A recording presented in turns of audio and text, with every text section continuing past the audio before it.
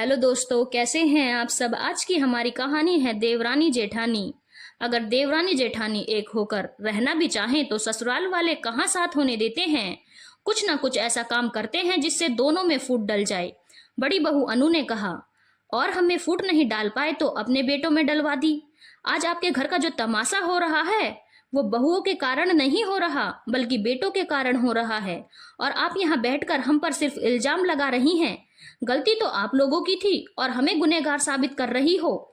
छोटी बहू नित्या भी बोली, लेकिन सास अपनी गलती क्यों मान ले। आखिर वो दोनों बहू को घूर कर देख रही थी, फिर सबके सामने आंसू बहाते हुए बोली, मेरे बेटे पहले तो ऐसे नहीं थे, तुम्हारे आने के बाद ऐसे हुए हैं और तुम दोनों की दोनों मुझ पर इल्जाम लगा रही हो। भला मैं अपने बेटों में क्यों झगड़ा करवाऊंगी। तभी छोटी बहू नित्या बोली, माफ करना मम्मी जी, लेकिन आपने दोनों बेटों को एक जैसा समझा ही कब था। दोनों को हमेशा उनकी कमाई से आंकती रही। वो आप ही थी जिसने हमेशा अपने बेटों में भेदभाव किया था। वो आप ही थी जिसने हमेशा एक पर बोझ डाला और दूसरे को हमेशा जिम्मेदारियों से आजाद रखा। दोनों बेटों में आपने फर्क किया और आज जो दोनों भाइयों में झगड़ा हुआ है उसके पीछे भी आप ही हैं। अनु ने कहा, हाय राम, कैसे इल्जाम पर इल्जाम लगाए जा रही हैं। भला मैं अपने घर को क्यों झगड़ा करवाऊंगी। अरे दोनों बेटों को जन्म दिया है, पाल पोस कर मैंने बड़ा किया है, तुम्हारा क्या है। मुंह उठाकर तुम तो कुछ भी इल्जाम लगा दोगी। सास अपनी ही बोलती रही, चुप करो तुम दोनों, क्या मम्मी पर इल्जाम लगाए जा रही हो। जाकर रसोई घर संभालो, जो भी फैसला करना है हम लोग मिलकर कर लेंगे। आखिर बड़े भाई सुनील ने दोनों देवरानी जेठानी को डांटते हुए कहा। आखिर सुनील की डांट सुनकर दोनों देवरानी जेठानी चुपचाप रसोई घर में चली गईं। अब कमरे में बच गए तो सिर्फ सुनील, छोटा भाई रवि और सासू माँ।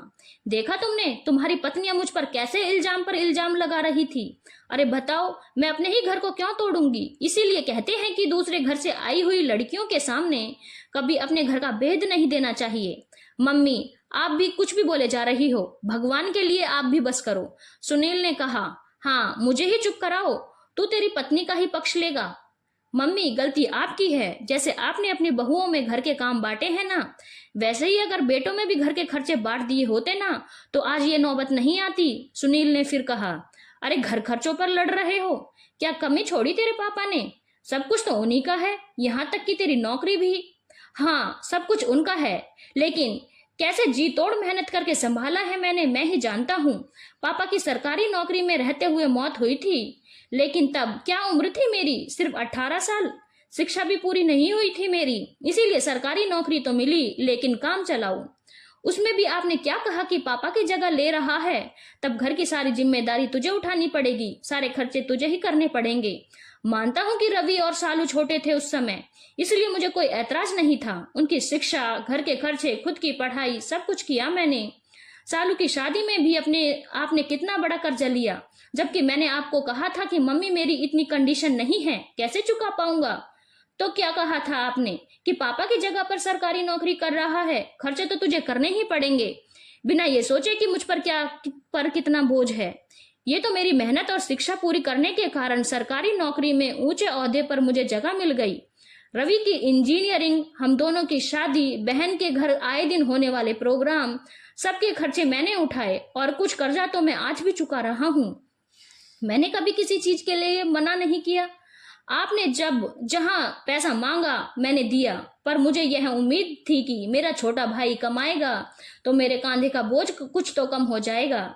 लेकिन आपसे तो वो भी सही नहीं किया गया। उसकी अच्छी नौकरी लगने के बावजूद भी आपने क्या किया कि पिता की जगह तुझे नौकरी मिली है सुनील, इसलिए तुझे खर्च करने पड़ेंगे, और आज तक घर के सारे खर्चे उठा रहा हूँ। आपने रवि को बिल्कुल खाली हाथ छोड़ दिया। एक बेटा गधे की तरह बोझ उठा रहा है और दूसरा बेटा सिर्फ जमा पूंजी इकट्ठा किए जा रहा है। मम्मी, मुझे पत्नी समझदार मिली जो कम से कम मेरे साथ तो खड़ी रही। अगर कोई ऐसी वैसी मिली होती तो मेरा घर तो कब का बर्बाद हो चुका होता।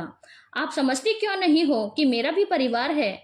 मैं एक साथ दो दो परिवार का खर्चा कैसे उठा सकता हूँ मम्मी। अब तो रवि को भी आपकी ही आदत लग गई है। उससे अगर मैं कहता हूँ कि भाई थोड़ा सपोर्ट कर दे तो वो भी मुझे आपकी तरह ही जवाब देता है कि भाई तू तो पापा की जगह पर लगा है, इसलिए तुझे ही सब कुछ करना पड़ेगा, मुझसे कोई उम्मीद मत करना। अरे रवि ने अपने 8 साल की नौकरी में 2 प्लॉट खरीद लिए और मैंने अपनी 13 साल की नौकरी में सिर्फ जिम्मेदारियां उठाई। मम्मी, हाथ जोड़कर कहता हूँ, मुझे आप मुक्ति दे दो इस तरह की जिम्मेदारियों से। मुझे भी अपने परिवार के बारे में सोचना है। या तो खर्चे बांट दो या फिर मुझे अलग कर दो। आखिर सुनील मम्मी के सामने हाथ जोड़ते हुए बोला।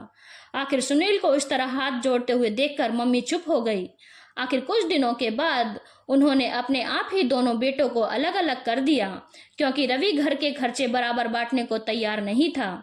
उसका अभी भी मानना यही था कि ये जिम्मेदारी सुनील की है, क्योंकि वो पापा की जगह नौकरी पर लगा है। धन्यवाद दोस्तों। अगर आपको कहानी अच्छी लगी हो तो चैनल को लाइक, शेयर और सब्सक्राइब करना ना भूलें।